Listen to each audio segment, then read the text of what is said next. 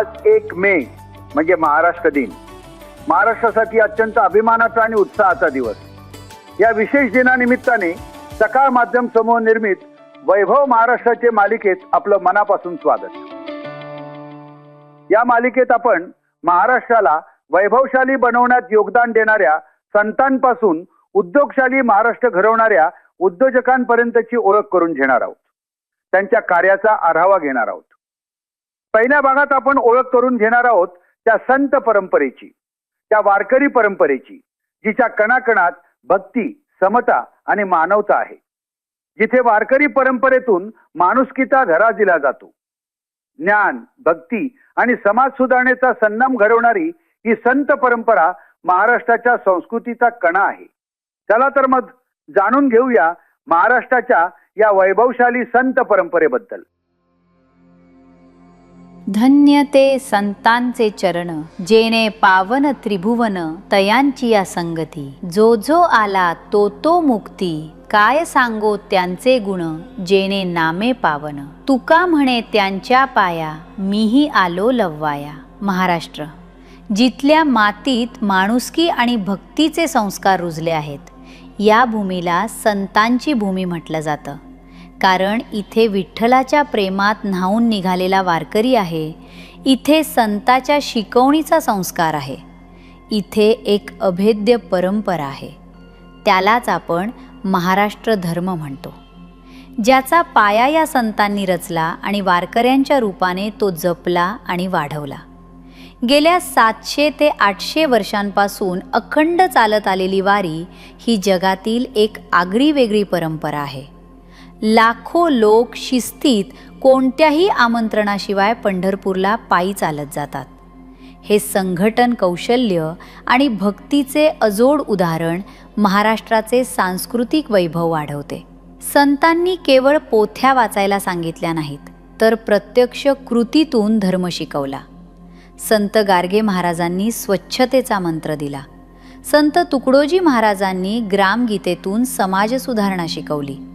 संत ज्ञानेश्वरांनी ज्ञानेश्वरीच्या माध्यमातून संस्कृतमधील ज्ञान सर्वसामान्यांच्या भाषेत म्हणजे मराठीत आणलं. त्यांनी शिकवलं की भक्तीसाठी कर्मकांडाची नाही, तर शुद्ध अंतःकरणाची गरज आहे. नाचू कीर्तनाचे रंगी, ज्ञानदीप लावू जगी म्हणत याचा विस्तार पुढे नेत संत नामदेव महाराजांनी भागवत धर्माचा झेंडा थेट पंजाबपर्यंत फडकवला. स्त्री पुरुषांचा भेद मोडीत काढत संत मुक्ताबाई, संत जनाबाई आणि संत चोखामेळा यांनी समतेचा विचार मांडला. संत एकनाथ महाराजांनी आपल्या आचरणातून शांती आणि भूतदयेची शिकवण दिली. आणि या महान संत परंपरेचा कळस म्हणजे जगद्गुरू संत तुकाराम महाराज. जे का रंजले गांजले, त्यासी म्हणे जो आपुले, तोची साधू ओळखावा, देव तेथेची जाणावा. असे म्हणत त्यांनी समाजातील दांभिकतेवर प्रहार केला आणि भक्तीला सामाजिक कर्तव्याची जोड दिली. आज 21व्या शतकातही ही परंपरा वारीतून जिवंत आहे. जातीपातीच्या पलीकडे जाऊन माणूस म्हणून जगण्याची प्रेरणा देणारे हे संतांचे विचार आजही तितकेच मार्गदर्शक आहेत. संतांची ही शिकवण केवळ पुस्तकात नाही, तर आपल्या रक्तात आणि महाराष्ट्राच्या संस्कृतीत भिनलेली आहे. म्हणूनच ही संत परंपरा हेच आपल्या महाराष्ट्राचे खरे वैभव आहे. आजच्या काळात आपण ज्याला मनाचे शास्त्र म्हणतो आणि ज्याला नैराश्य, चिंता अशी नावं देतो, या मनाच्या निराशेवरचा उपाय हा आपल्याला संतांच्या साहित्यात दिसतो. मनाचे श्लोक असो किंवा तुकोबांचे अभंग असो, हे सर्व आजच्या काळासाठीही तितकेच लागू पडतो. आज जेव्हा आपण पर्यावरण जपाचा संदेश देतो, त्याचेही धडे आपल्याला अभंगातच मिळालेले आहेत. वृक्षवल्ली आम्हा सोयरे वनचरे असे म्हणून त्यांनी झाडे आणि प्राणी हेच आपले नातेवाईक असल्याचे संत तुकोबा सांगतात. कांदा मुळा भाजी अवघी विठाई माझी असे म्हणून आपल्या शेती कामातच देव शोधला. त्यांनी शेती हा व्यवसाय नसून ती एक साधना आहे असा दृष्टिकोन संत सावता मारी यांनी दिला. चोखामेळा यांनी आपले सफाईचे काम, गोरा कुंभार यांनी मडकी घडवण्याचे काम आणि नरहरी सोनार यांनी दागिने घडवण्याचे काम करत असतानाच भक्ती केली. संतांनी कधीही काम सोडून देव करा असे सांगितले नाही. उलट प्रत्येकाने आपापला व्यवसाय प्रामाणिकपणे करावा आणि त्यातच देव शोधावा असा विचार आपल्याला दिला. अनेक पाश्चात्य विद्यापीठांमध्ये वारी या विषयावर मानवी व्यवस्थापन आणि समाजशास्त्र या दृष्टिकोनातून PhD केली जाते. संत तुकारामांच्या अभंगांचा अनुवाद अनेक परकीय भाषांमध्ये झाला आहे. त्यांच्या साहित्यातील विश्वबंधुत्व आणि मानवतावाद यामुळे त्यांना जागतिक कवींच्या श्रेणीत स्थान दिले जाते. महाराष्ट्रातील संत परंपरा ही केवळ टाळ मृदंगाची परंपरा नसून ती जीवन जगण्याची कला म्हणजेच आर्ट ऑफ लिव्हिंग शिकवणारी एक प्रयोगशाळा आहे. त्यांनी धर्माला देवळाबाहेर काढून माणसाच्या उंबरठ्यावर आणून ठेवले आहे. संत ज्ञानेश्वर ज्यांनी वयाच्या अवघ्या 21व्या वर्षी जगाचा निरोप घेतला, पण आज सुमारे 700 वर्षांनंतरही ज्यांचे विचार कोट्यावधी लोकांच्या मनात जिवंत आहेत ते म्हणजे संत ज्ञानेश्वर महाराज. महाराष्ट्राच्या संत परंपरेचा पाया रचणारे माऊली म्हणजे केवळ एक संत नाही, तर ते ज्ञानाचे साक्षात प्रतीक आहेत. संत ज्ञानेश्वरांचा जन्म इसवी सन 13व्या शतकात झाला. छत्रपती संभाजीनगर जिल्ह्याच्या पैठणजवळील आपेगाव हे त्यांचे मूळ गाव होते. त्यांचे आडनाव कुलकर्णी होते. त्यांचे वडील विठ्ठलपंत आणि आई रुक्मिणीबाई हे अत्यंत सात्विक विचारांचे होते. ज्ञानेश्वर महाराज हे 4 भावंडांपैकी दुसरे होते. निवृत्तीनाथ, सोपानदेव आणि मुक्ताबाई ही त्यांची भावंड. त्यांच्या वडिलांनी संन्यास घेतल्यावर पुन्हा गृहस्थाश्रमात प्रवेश केला होता. त्यामुळे त्या काळातील कर्मठ समाजाने या 4ही भावंडांना वाळीत टाकले होते.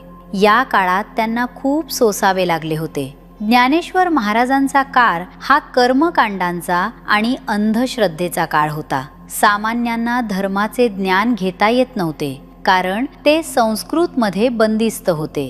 अशा वेळी माऊलींनी अमृतानुभव आणि ज्ञानेश्वरीसारख्या महान ग्रंथांची निर्मिती केली. ज्ञानेश्वरांनी केवळ ग्रंथ लिहिले नाहीत, तर त्यांनी चमत्कार दाखवून समाजाला चकित केले.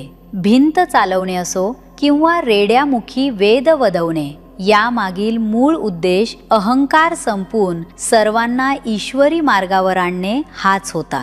त्यांनी विश्वाच्या कल्याणासाठी देवाकडे जे मागणं मागितलं ते म्हणजे पसायदान.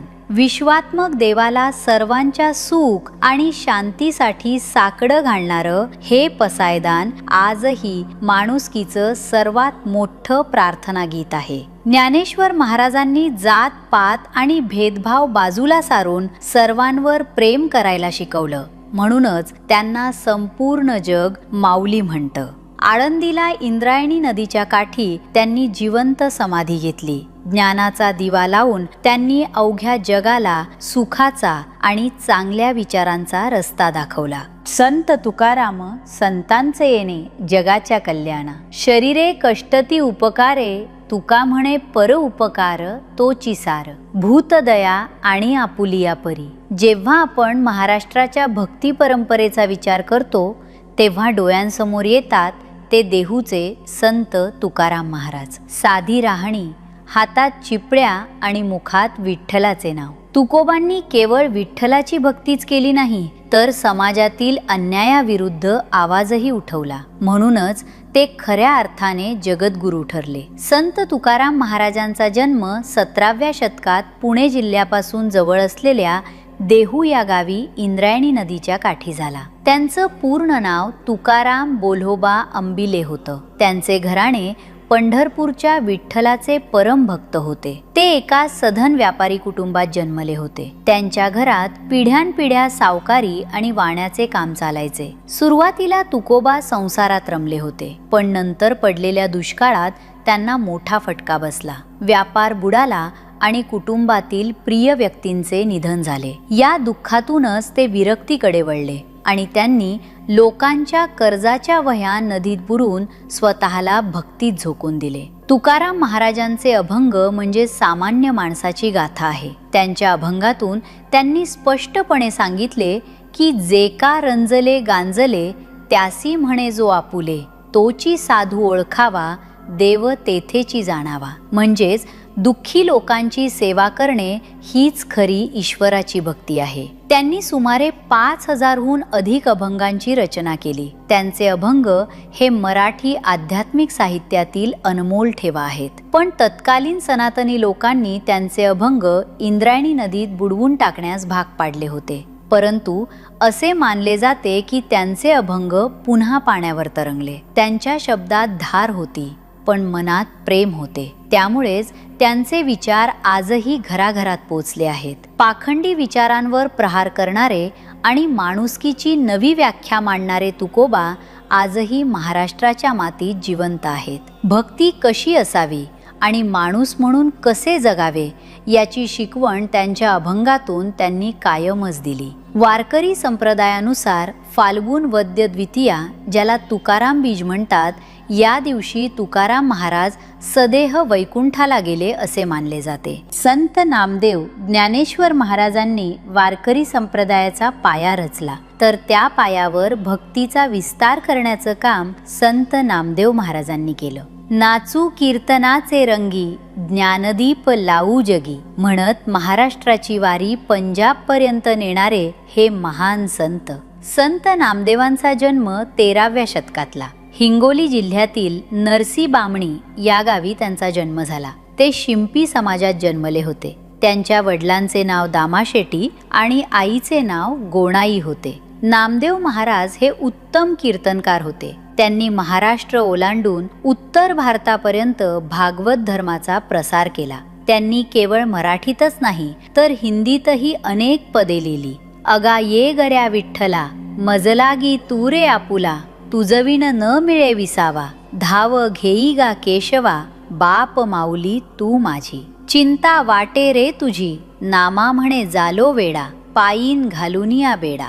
नामदेवांची भक्ती केवळ मूर्तीपुरती मर्यादित नव्हती. त्यांनी देहात आणि चराचरात देव शोधायला शिकवलं. नामदेव महाराज हे उत्तम संघटक होते. त्यांनी सर्व जाती धर्माच्या संतांना एकत्र केलं आणि वारकरी पंथाची एक मोठी साखळी निर्माण केली. त्यांचं कार्य केवळ महाराष्ट्रापुरतं मर्यादित नव्हतं. आयुष्याची 20 पेक्षा जास्त वर्ष त्यांनी उत्तर भारतात घालवली. आजही शिखांच्या गुरु ग्रंथ साहिब या पवित्र ग्रंथात नामदेव महाराजांची 61 पदे समाविष्ट आहेत. ही महाराष्ट्रासाठी खूप अभिमानाची गोष्ट आहे. नामदेवांची अनेक मंदिरे आज पंजाबात पाहावयास मिळतात. पंजाबातील गुरदासपूर जिल्ह्यात घुमान किंवा घोमान गावी असलेले मंदिर प्रसिद्ध आहे. नामदेवांचे शिष्य बोहरदास यांनी हे मंदिर उभारले असे म्हणतात. 80 वर्षांचे वय झाल्यानंतर इहलोक सोडून जाण्याचे त्यांनी ठरविले.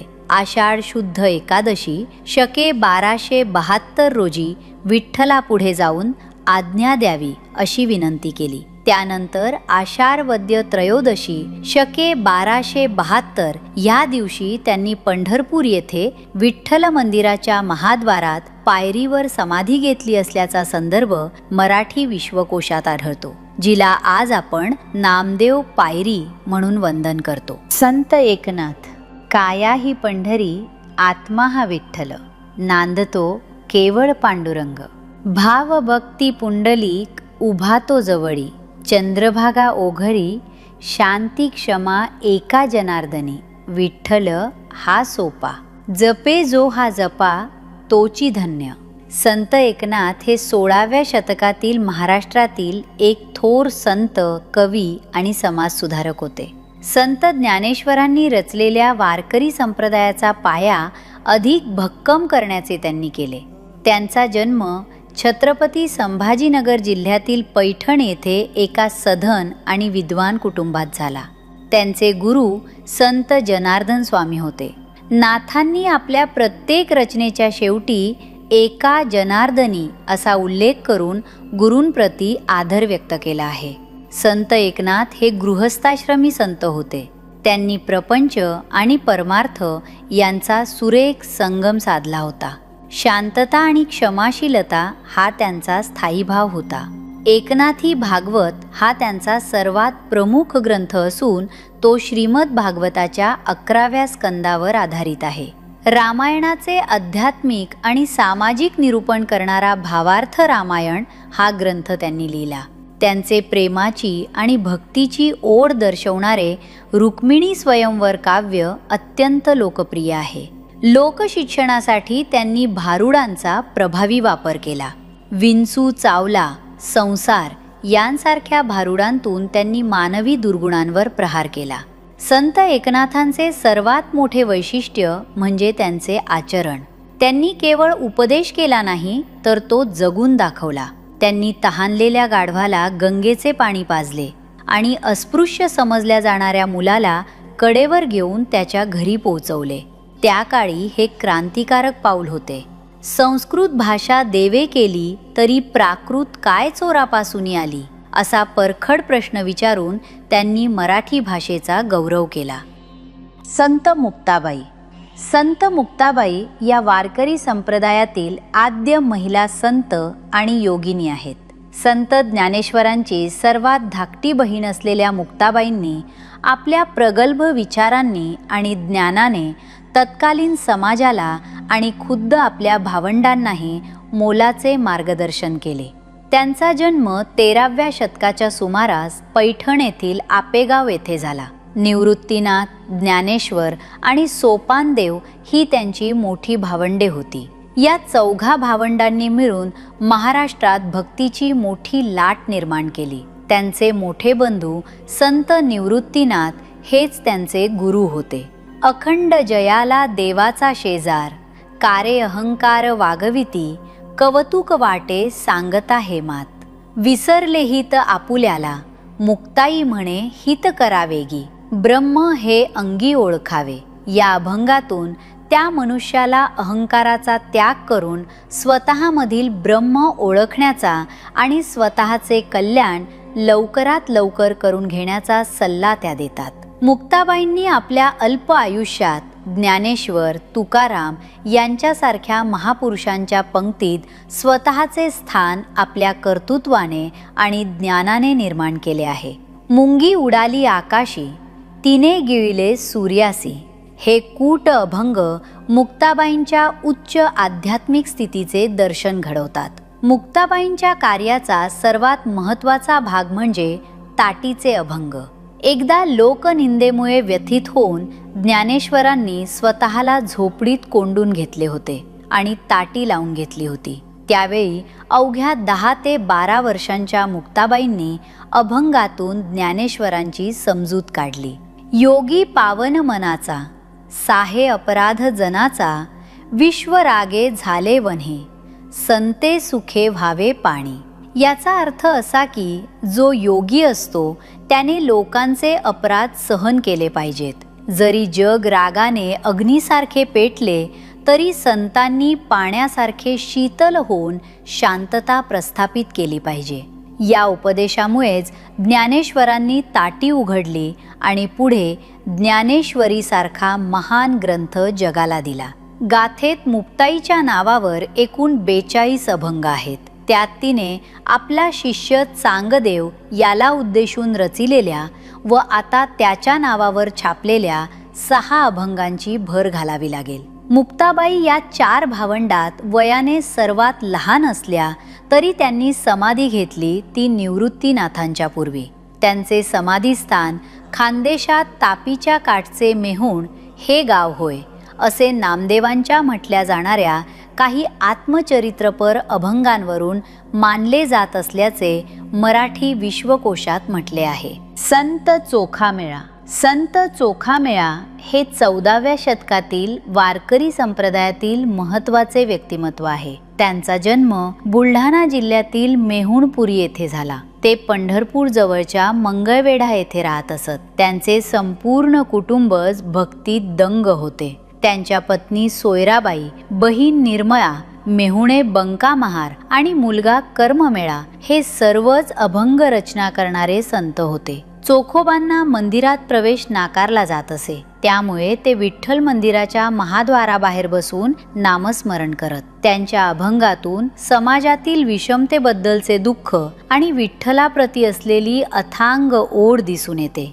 देहासी विटाळ म्हणती सकळ, आत्मा तो निर्मळ शुद्ध बुद्ध. चोखा म्हणे मज नवल वाटते, विटाळा परते कोण आहे. याचा अर्थ असा की लोक शरीराला विटाळ किंवा अशुद्ध म्हणतात, पण आत्मा तर नेहमीच शुद्ध असतो. या जगात विटाळाशिवाय निर्माण झालेले दुसरे काय आहे, असा परखड सवाल त्यांनी त्या काळी विचारला होता. संत चोखामेळा हे संत नामदेवांचे प्रिय शिष्य होते. नामदेवांनीच त्यांना भक्तीचा मार्ग अधिक प्रशस्त करून दिला. चोखामेळा यांचा मृत्यू अत्यंत दुःखद परिस्थितीत झाला. मंगळवेढा येथे गावकुसाचे काम चालू असताना तो तट कोसळला आणि त्यात गाडले जाऊन चोखोबांचा मृत्यू झाला. संत नामदेवांनी चोखोबांच्या अस्थी आणून पंढरपूरच्या विठ्ठल मंदिराच्या महाद्वारासमोर त्यांची समाधी बांधली. आजही विठ्ठलाच्या दर्शनाला जाणारा प्रत्येक वारकरी आधी चोखोबांच्या समाधीचे दर्शन घेतो आणि मगच मंदिरात प्रवेश करतो.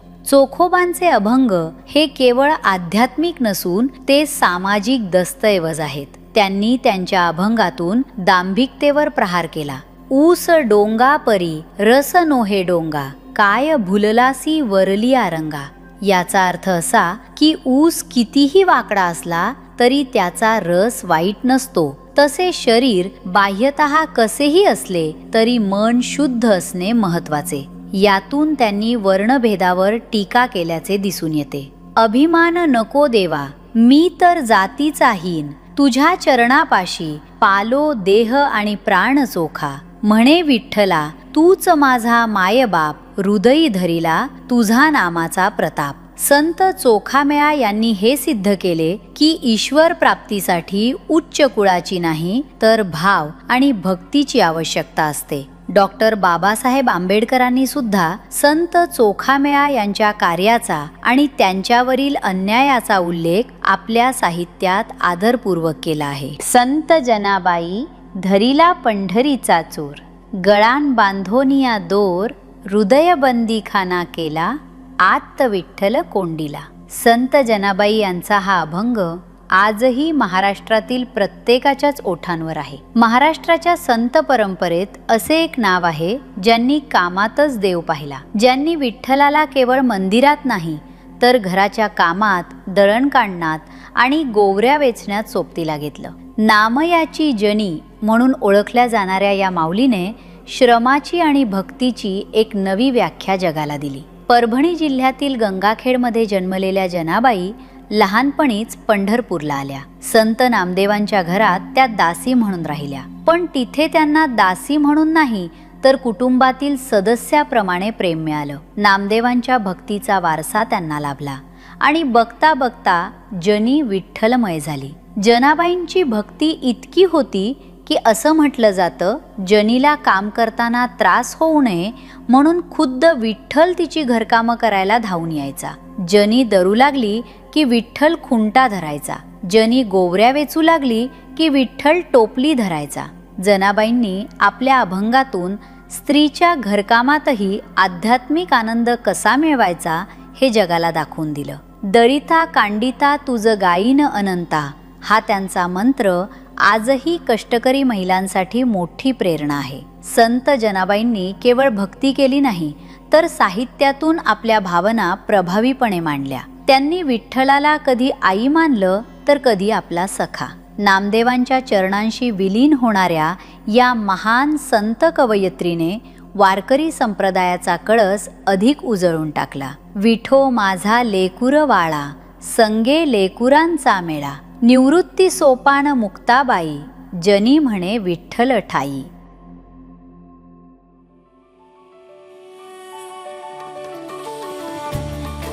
ही होती महाराष्ट्राच्या संत परंपरेची अद्वितीय गाथा, जी आजही आपल्या विचारांना दिशा देते. भक्ती, समता आणि कर्मयोगाचा संदेश देणारी ही परंपरा महाराष्ट्राच्या अस्मितेचा अभिमान आहे. या संतांनी दिलेल्या शिकवणीमुळेच महाराष्ट्राची संस्कृती आजही जिवंत आणि समृद्ध आहे. पुढील भागात आपण पाहणार आहोत महाराष्ट्राच्या इतिहासातील पराक्रम आणि शौर्याची परंपरा. म्हणून नक्की ऐका पुढचा भाग, वैभव शौर्य परंपरेची.